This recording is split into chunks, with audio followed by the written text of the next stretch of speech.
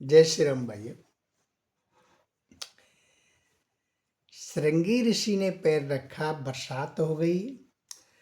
अब तो मंत्री संतरी स्वजन जितने दरबारी थे, प्रजा थी, सब कहने लगी, महाराज से निवेदन करने लगी।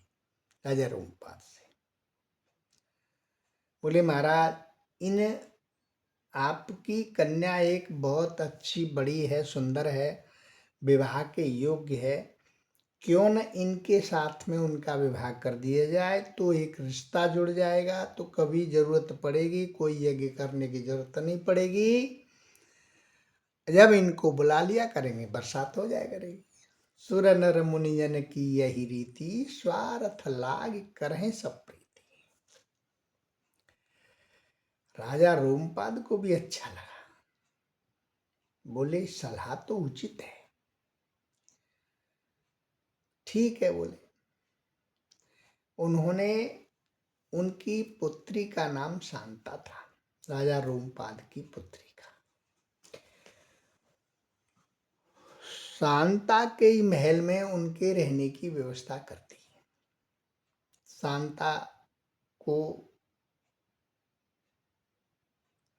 कहा गया कि ऋषि की बहुत अच्छी सेवा शुश्रूषा करनी है, शुद्ध भाव से सेवा होती रही, रहते रहे, धीरे धीरे धीरे धीरे प्रेम बढ़ गया। प्रेम बढ़ गया, तत्वता विवाह के लिए बड़ी कठिनाई से वो राजी हो गए।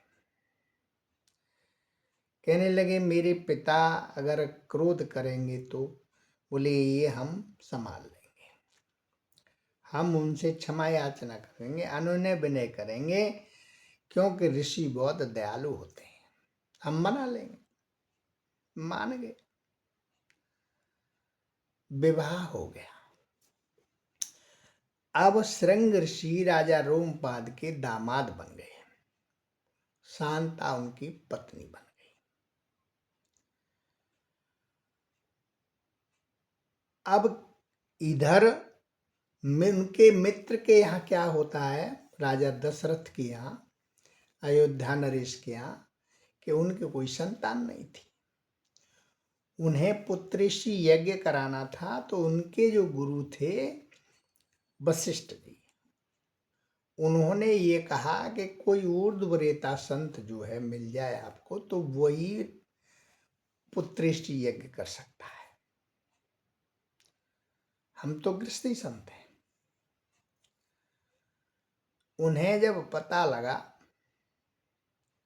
कि राजा रोमपाद के जो दामाद हैं ऋषि श्रृंग, वो ऊर्ध्वरेता थे, वो यज्ञ कर सकते हैं, ठीक। राजा रोमपाद रानियों के सहित मंत्री को लेकर के गए। जाकर के स्वागत सत्कार हुआ, राजा रोमपाद ने बड़ा स्वागत किया।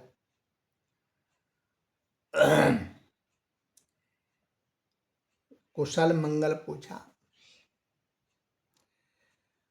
अत्यंतोगता दशरथ जी ने अपना दुख निवेदन कर दिया राजा रोमपाद के लिए, मेरे कोई संतान नहीं है, पुत्रेष्टि यज्ञ होना है, ऊर्ध्वरेता आपके दामाद कर सकते हैं, और महाराज दशरथ ने, दशरथ जी के कोई कन्या नहीं थी, धर्म की पुत्री शांता को स्वीकार किया। राजा रोमपाद ने श्रृंगी ऋषि से निवेदन किया, ये मेरे परम मित्र हैं, इनका कष्ट दूर करिए आप। श्रृंगी ऋषि राजी हो गए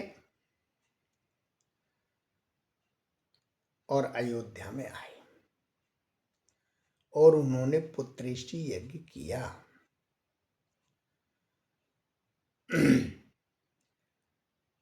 और पुत्रेष्टि यज्ञ के बाद में आपको पता ही है, राम लक्ष्मण भरत शत्रुघ्न का अवतार हुआ।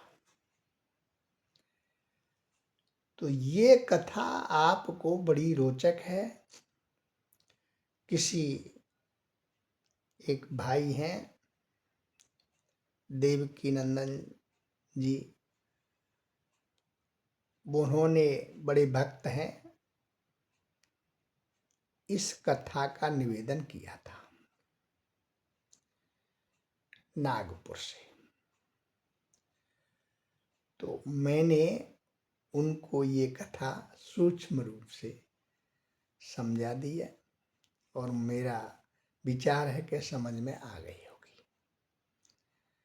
और आप ऐसे ही आध्यात्म कथाएं, वेदांत एवं अन्य जानकारियाँ आप मेरे से प्राप्त कर सकते हैं। कोई भी आपका प्रश्न है तो आप कमेंट में बता सकते हैं।